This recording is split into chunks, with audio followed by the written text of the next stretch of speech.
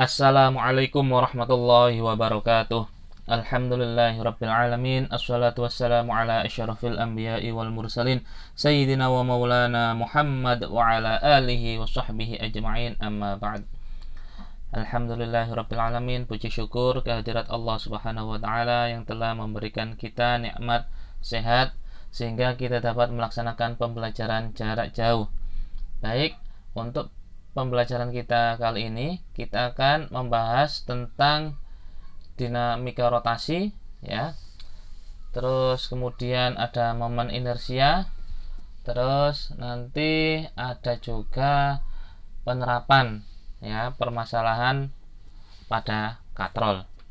Baik, sebelum kita membahas lebih lanjut, kita review sejenak definisi dari torsi ya.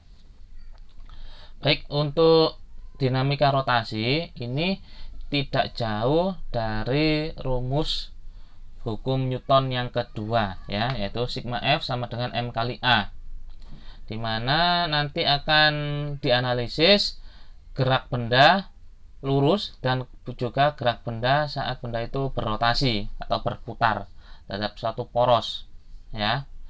Jadi seperti itu. Terus kemudian apa yang dimaksud dengan torsi? Torsi atau lengan torsi itu adalah gaya yang bekerja tegak lurus ya pada benda yang berrotasi ya. Jadi ada lengan gaya, ada juga gaya. Seperti yang sudah kalian pelajari di pertemuan sebelumnya, bahwasanya untuk menghitung torsi diperlukan sebuah gaya yang gaya itu bekerja tegak lurus terhadap lengan gaya. Jadi misalkan ini porosnya, ini ada sebuah batang, gayanya berada di ujung batang sini ya. Nah, gayanya ini harus membentuk sudut 90 derajat, harus tegak lurus ya. Kalau tidak tegak lurus, maka gaya ini harus diuraikan terhadap sumbu X dan sumbu Y, seperti yang sudah kalian pelajari di kelas 10 ya, mengenai vektor. Jadi nanti rumusnya itu akan berubah menjadi tau sama dengan tau sama dengan L kali F kali sin theta jika gayanya itu tidak membentuk sudut 90 derajat atau tidak tegak lurus terhadap lengan gayanya. Nah, torsi atau momen gaya itu karena dia itu vektor ya, maka arah dari torsi itu seperti ditunjukkan gambar ini ya. Jadi untuk menentukan arah torsi itu kita pakai aturan tangan kanan. Jadi tangan kanan kita itu menggenggam, keempat jari kita itu menunjukkan arah gayanya ya, artinya putaran arah gayanya atau putaran F-nya. Terus ibu jarinya atau jempolnya ini menunjukkan arah torsinya ya. Jadi kalau gayanya itu searah jarum jam, maka arah torsinya itu masuk bidang gambar. Sebaliknya, kalau arah gayanya itu berlawanan arah jarum jam, maka arah torsinya itu keluar bidang gambar ya. Seperti itu. Itu pembahasan tentang torsi seperti yang sudah kita bahas di pertemuan sebelumnya. Nah, sekarang kita akan membahas tentang momen inersia ya. Momen inersia itu apa? Momen inersia itu adalah hasil kali massa partikel dengan kuadrat jarak tegak lurus ya, partikel dari titik rotasi, dari titik poros maksud saya. Baik, apakah momen inersia itu? Momen inersia adalah hasil kali antara massa partikel dengan kuadrat jarak yang tegak lurus terhadap porosnya ya. Jadi itu untuk momen inersia pada benda partikel. Maksud dari benda partikel itu adalah benda yang ukurannya kecil, seukuran partikel suatu materi. Ya, jadi untuk benda kecil itu momen inersianya adalah I sama dengan mr kuadrat. I ini adalah momen inersia, satuannya adalah kilogram meter persegi, ya. M ini adalah massa partikel dan R ini adalah jari-jari, ya. Jari-jari dari poros. Oke, itu kalau satu partikel. Kalau ada beberapa partikel, misalkan di gambar sebelah kanan ini ya, ini ada 3 gambar partikel, yaitu M1, M2, dan M3. M1 ini terletak di jarak R1, M2 ini terletak di jarak R2, dan M3 ini terletak di jarak R3. Maka untuk menentukan momen inersia dari ketiga benda ini, benda partikel ini adalah kita totalkan semua momen inersianya ya.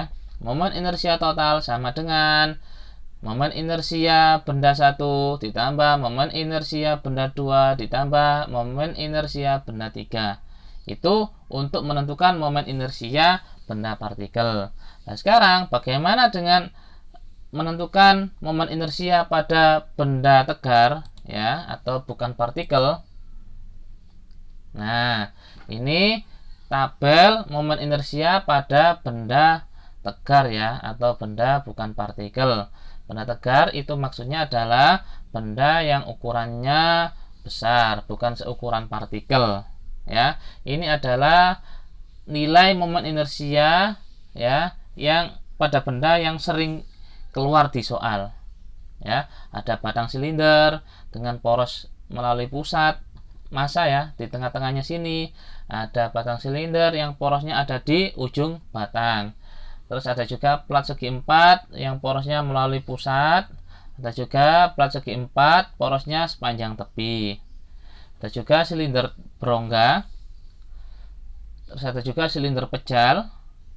Ada juga silinder tipis dan berongga.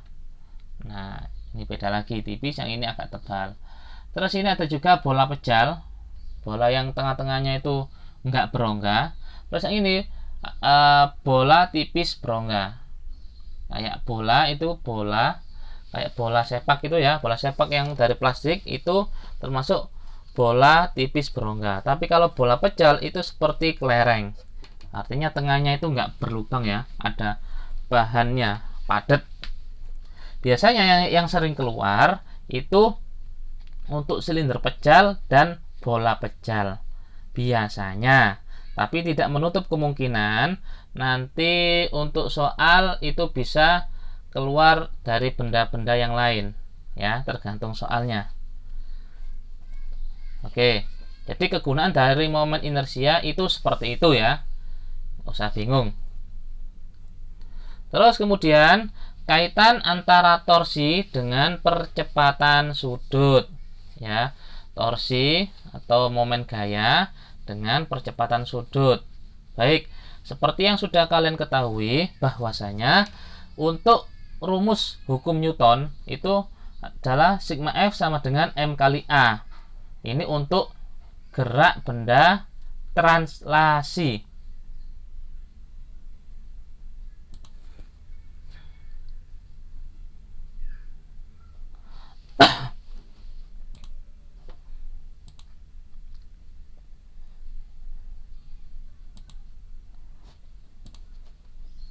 Translasi ya, ini untuk gerak lurus. Rumus hukum Newton pada gerak lurus. Nah, ada kaitan antara percepatan sudut dan percepatan linier atau percepatan translasi ya. Oke, apa kaitannya? A itu sama dengan R kali alfa ya, sehingga diperoleh F sama dengan mr alfa. Terus kita kasih R supaya F ini ada temennya ya. Jadi kita kalikan dengan R pada ruas kiri dan R pada ruas kanan, sehingga persamaannya jadi seperti ini. Oke, R kali F ini tidak lain dan tidak bukan adalah torsi atau tau ya. ini torsi. Sehingga torsi sama dengan mr kuadrat. Ini apa? Ini adalah momen inersia atau I. Sehingga torsi sama dengan I kali alfa. Jadi F sama dengan M kali A itu sama ya, analog dengan tau sama dengan I kali alfa. Atau misalkan jika di soal ditanyakan A, maka bisa dirubah A nya ini dijadikan maka alfanya ini dijadikan A per R ya. Jadi seperti itu. Ini rumus pada gerak benda yang berrotasi. Rotasi ya. Jadi kalau nanti kalian menganalisis gerak suatu benda ya, kalau benda itu bergerak lurus, maka kamu pakai rumus F sama dengan M kali A. Jika benda itu bergerak dengan berputar atau berrotasi, maka kalian pakai rumus yang ada di dalam kotak ini ya. Sebelum kita membahas ke sana, saya tunjukkan dulu analogi besaran-besaran translasi atau gerak lurus dan gerak rotasi ya. Untuk gerak translasi ini ada perpindahan ya atau jarak. Itu kalau pada perpindahan linier. Kalau pada perpindahan sudut itu dianalogikan dengan theta. Artinya jarak pada sudut pada gerak rotasi itu simbolnya theta. Kalau jarak pada gerak lurus itu simbolnya S. Dengan S sama theta ini bisa dicari hubungan theta sama dengan S per R. Berarti S sama dengan theta kali R gitu. Ya, ini hubungan atau analogi yang harus kalian hafal di luar kepala ya, karena ini dasarnya. Terus untuk kecepatan linier ini analog dengan omega. Kalau A ini analog dengan alfa. Massa itu analog dengan momen inersia atau I. Dan F itu analog dengan momen gaya atau tau. Karena F analog dengan tau, maka hukum Newton juga demikian. Hukum Newton sigma F sama dengan MA ini analog dengan sigma tau sama dengan I kali alfa. Sesuai dengan analogi yang ada di atasnya sini ya. Jadi seperti itu. Begitu juga untuk rumus momentum linier ya. P sama dengan M kali V, yang ini L sama dengan I kali omega. Begitu juga untuk energi kinetik, usaha dan daya. Seperti itu ya. Jadi ini daftar analogi besaran-besaran translasi dan rotasi. Jika ada pertanyaan, silakan ditanyakan.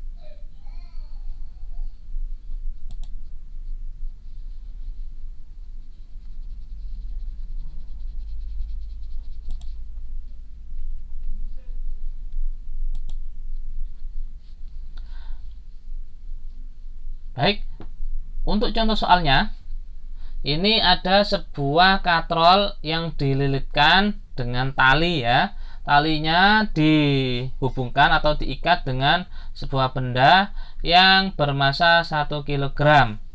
Seperti gambar. Jika massa katrolnya itu 4 kg dan jari-jari katrol itu 20 cm dan G-nya itu nilainya 10, berapakah percepatan bendanya? Ya. Baik, langkah pertama yang harus kalian lakukan adalah menentukan gaya-gaya yang bekerja pada sistem katrol tersebut. Baik, ada gaya apa saja? Yang pertama, pasti ada gaya berat ya. Gaya berat oleh benda. Ini gaya berat oleh benda ya. W punyanya benda. Terus karena benda ini terikat oleh tali, maka benda ini juga mengalami gaya tegang tali. Arahnya ke atas. Ini T. Gaya tegang tali. Kemudian ada apa lagi? Pada benda sudah. Sekarang kita lihat di katrol. Katrol punya gaya berat? Pasti punya ya. Karena gaya berat katrol ini tidak mempengaruhi gerakan katrol ke bawah atau gerak lurus, maka gaya berat katrol bisa diabaikan ya, nggak usah dipakai. Yang kita pakai apa? Yang kita pakai adalah gerakan katrol yang berotasi. Nah, pada gerak rotasi yang diperlukan apa? Ya, torsi. Ya, berarti di sini ada gaya yang menyebabkan katrol itu berputar. Ada gaya apa? Gaya tegang tali, karena katrol dihubungkan dengan tali juga ya. Ini gaya tegang talinya. Terus ada jari-jari, ini sebesar R. Nah, kalau gitu sudah, baru kita analisis menurut gerak translasi dan gerak rotasinya. Baik, yang pertama untuk gerak translasi atau gerak lurus. Benda yang mengalami gerak lurus adalah benda kotak ini ya. Ini benda yang mengalami gerak translasi atau gerak lurus. Sehingga kita melihat pada struktur benda kotak ini saja. Katrolnya jangan dilihat dulu ya. Baik, karena ini gerak translasi, maka kita pakai hukum Newton pada gerak translasi, yaitu sigma F sama dengan M kali A. Ya, karena sigma F atau total gaya yang bekerja pada benda ini ada dua macam, yaitu W dan T, dan sistem akan bergerak searah jarum jam, terus talinya ini akan bergerak turun atau bendanya ini akan bergerak turun, maka gaya yang bernilai positif adalah gaya yang arahnya ke bawah, sehingga bisa diperoleh W sama dengan bisa diperoleh W dikurangi T sama dengan M kali A, di mana W ini adalah gaya berat. Gaya berat rumusnya apa? M kali G, kan gitu ya. M kali G, jadi seperti itu.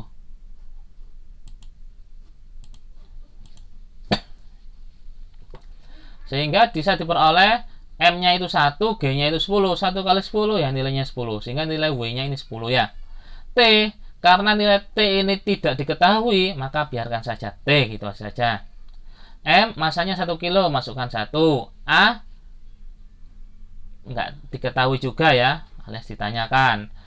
Sehingga diperoleh T sama dengan 10 dikurangi A. Ini pindah ruas, ya diperoleh ini ya. Karena ada dua variabel yang tidak diketahui angkanya, ini kita jadikan sebuah persamaan. Kita tulis persamaan 1 gitu aja ya. Itu untuk gerak translasi. Sedangkan untuk gerak rotasinya ya, kita pakai analisis sigma tau sama dengan I kali alfa. Tau ya, karena pada gerak rotasi ini hanya dipengaruhi oleh satu macam gaya, berarti taunya cuma 1 ya.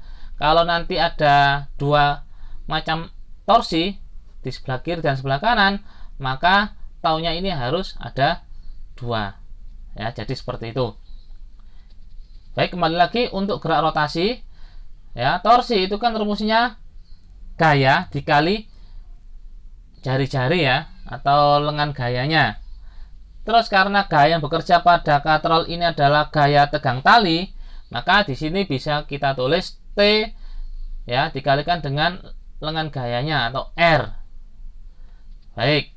Terus kemudian untuk momen inersianya atau I, nilai I pada katrol. Katrol itu kan berbentuk silinder pejal ya. Karena berbentuk silinder pejal, maka nilai I-nya atau nilai momen inersianya adalah setengah M kali R kuadrat. Ya. Terus alfanya ini kita rubah karena kita tidak memerlukan alfa, tapi kita memerlukan nilai dari A atau percepatan translasinya. Sehingga alfa sama dengan A dibagi R. Ya.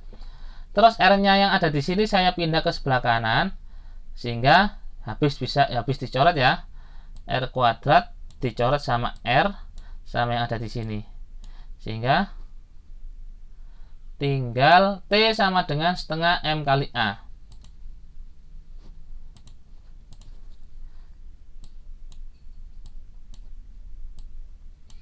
Jadi seperti itu. Ini persamaan 2. Terus kemudian kita substitusikan persamaan 1 dan persamaan 2. T-nya ini kita substitusikan ke sini ya. Oke. Kita substitusikan sehingga diperoleh nilai A sama dengan 10/3 atau 3,33 meter per sekon kuadrat. Jadi percepatan yang dialami benda pada sistem katrol ini adalah 3,3 meter per sekon kuadrat. Itu cara menganalisis permasalahan dinamika rotasi ya pada sistem katrol.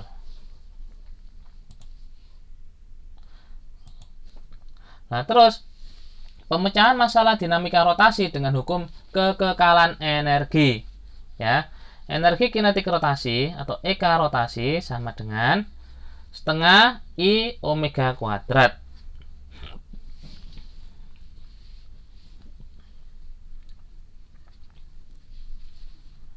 Ya. Untuk energi kinetik benda yang menggelinding, karena gerak menggelinding itu adalah gerak perpaduan antara gerak translasi dan gerak rotasi, maka nilai energi kinetiknya sama dengan EK translasi ditambah EK rotasi. Ya, kalau translasi berarti setengah mv kuadrat, kalau rotasi berarti m-nya diganti I, v-nya diganti omega. Gitu saja. Itu konsep yang sekiranya harus kalian pahami ya. Nanti untuk contoh soalnya kita bahas di pertemuan selanjutnya. Baik, untuk hukum kekekalan momentum sudut. Momentum sudut itu apa sih? Ya, momentum sudut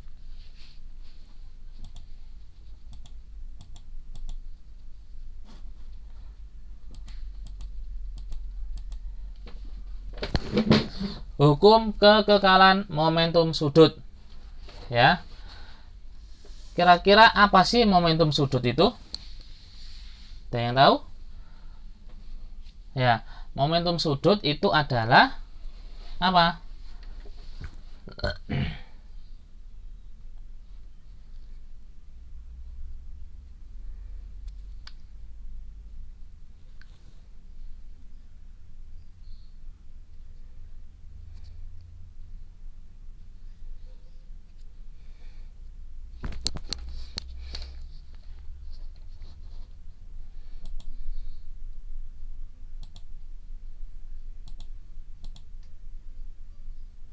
Nah, ini untuk rumus hukum kekekalan momentum sudut pada gerak rotasi ya.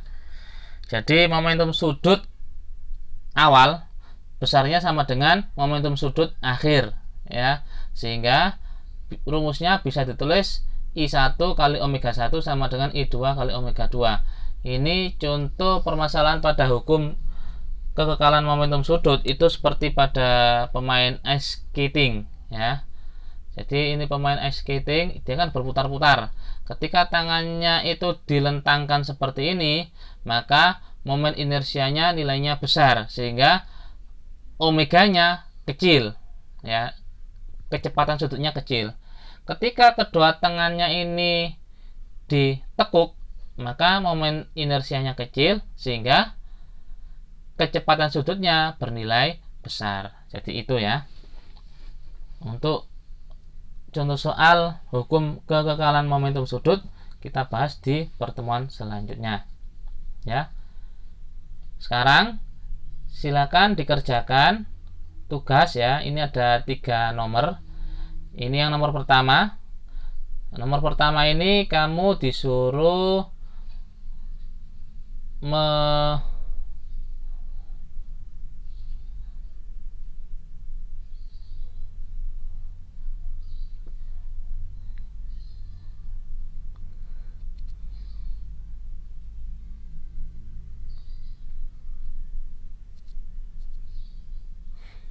baik.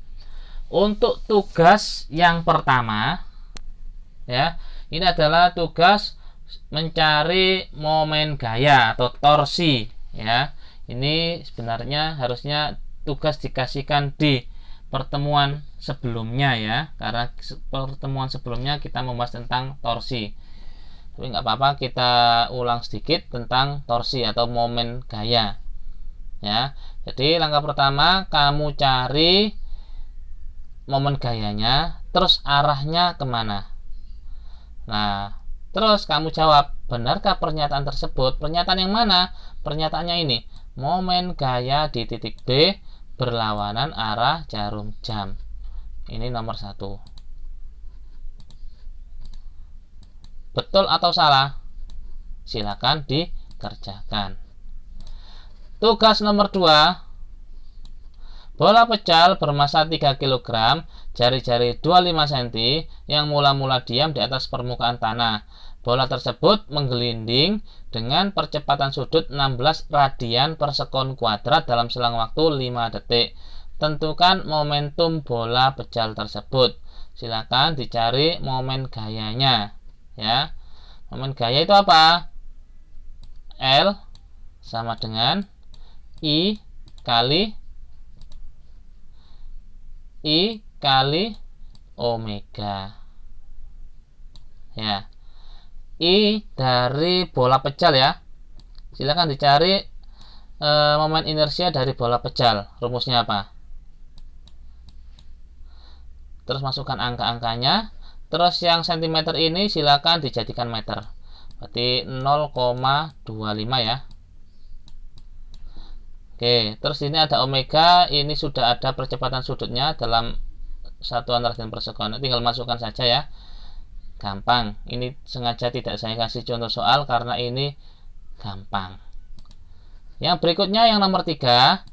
Nah, ini soal yang nomor 3 ini hampir sama seperti contoh soal yang sudah kita bahas tadi ya, yaitu tentang sistem katrol. Tapi bedanya di sini nggak ada angkanya. Silakan dimasukkan angkanya. Silakan dikerjakan tanpa memasukkan angka, meskipun di sini ada angkanya nggak masalah. Ya, silakan dikerjakan, dicari percepatan atau A ya, dan tegangan tali atau nilai T-nya itu berapa. Baik, mungkin itu yang dapat saya sampaikan. Semoga pembelajaran kita hari ini menjadi ilmu yang bermanfaat, menjadi ilmu yang barokah. Kalau kalian masih mengalami bingung, silakan ditanyakan ya. Akhiran wabillahi taufiq wal hidayah. Wassalamualaikum warahmatullahi wabarakatuh.